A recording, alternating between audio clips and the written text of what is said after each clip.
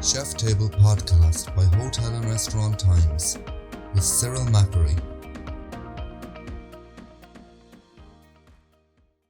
Which I think is one of my favourite things about the hospitality industry.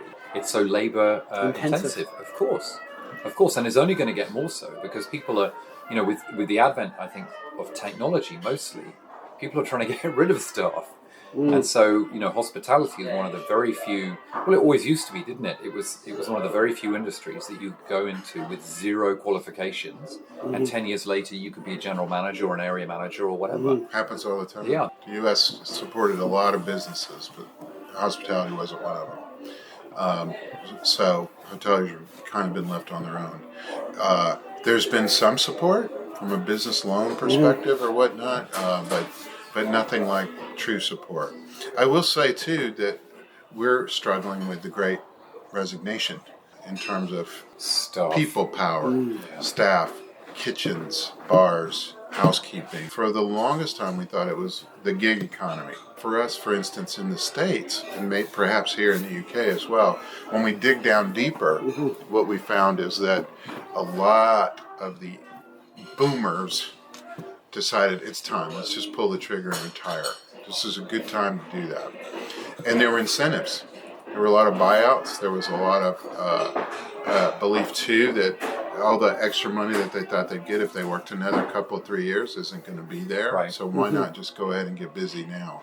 So there was a huge workforce, at least from the U.S. perspective, that decided to retire.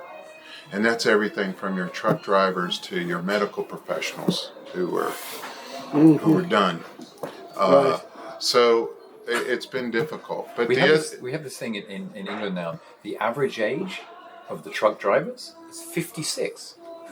Wow. 56. Wow. Pre-pandemic. Yeah. And that's the same thing now. Those guys have gone off, and there's no one. Yeah. There's no one to do it. Yeah, we're short about 60,000 truck drivers in the U.S., which is a lot of truck drivers. How do you see? How can you make hospitality attractive?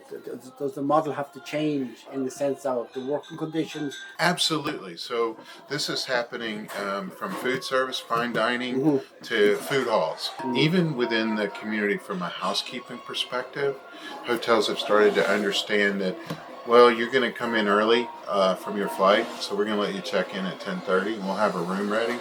But then you've got a whole nother group who doesn't want to check out until late afternoon. So they might get a little bit more revenue, or it might be a loyalty perk. So they have a second shift now of housekeepers that's become important. So we can even provide you with some flexibility for housekeeping, which is kind of new. So I agree, we're going to have to be a lot more flexible about it. It's going to be absolutely going to be wage inflation though as well. Yes. Yeah. I hope you enjoyed the clip from Chef Table Podcast. You can find full episodes on our website at hotelandrestauranttimes.ie/podcasts and on Spotify and YouTube at Hotel and Restaurant Times Podcast. Thank you.